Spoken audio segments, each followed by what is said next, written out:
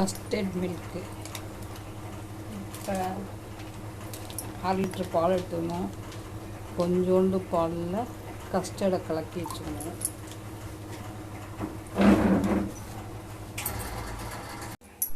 Custard powder கொஞ்சோண்டு போட்டு பாலில் நல்லா கலக்கிக்கணும். மிக்ஸ் ஆக்கிக்கணும் கட்டி இல்லாமல்.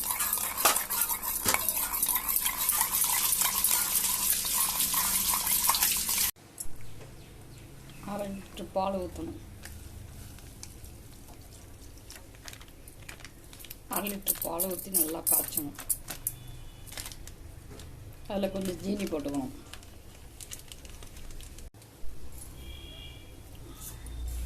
ஜீனி ஒரு 4 ஸ்பூன் போட்டுக்கணும். நம்மளுக்கு எவ்வளோ இனிப்போ அவ்வளோ போட்டுக்கோங்க.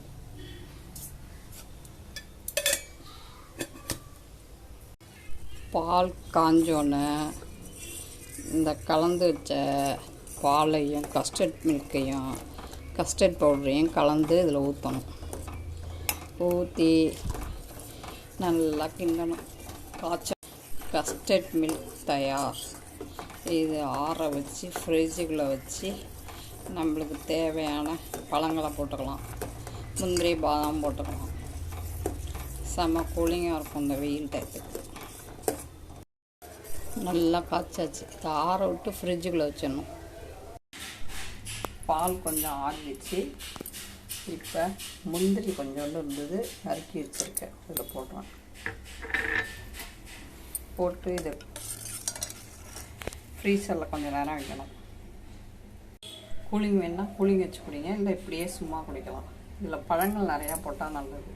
என்கிட்ட பழங்கள் இல்லை. நல்லா வாழைப்பழம், மாம்பழம், ஆப்பிள், மாதுளம்பழம், திராட்சை எல்லாம் போட்டுக்கலாம். செம்ம ஈஸியான கஸ்டர்ட் டிசர்ட். இதில் பழங்கள்லாம் போட்டு சாப்பிட்டா இன்னும் சூப்பராக இருக்கும். பிடிச்சிருந்தா லைக் பண்ணுங்கள், ஷேர் பண்ணுங்கள், சப்ஸ்கிரைப் பண்ணுங்கள்.